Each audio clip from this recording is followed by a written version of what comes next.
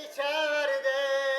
भुल गईला बैठे नस जनी तेरी पावर दे अरग गुलाबां दा गली विच लग वेला ओला करके किताबां दा ना बोले कुड़ियां कसमा चा नहीं बेशक ना बोले चंगे सजण जदा ताने अण पिछे सजना दे रोंदे ना बोले कुड़ियां कसमा चा नहीं बेशक ना बोले छड़का तलक बेटा सजना दे पिछे मरिया पिछे सजना दे सक मरसा ना बोले ओ कुड़िया कसमा जाने बेशक ना बोले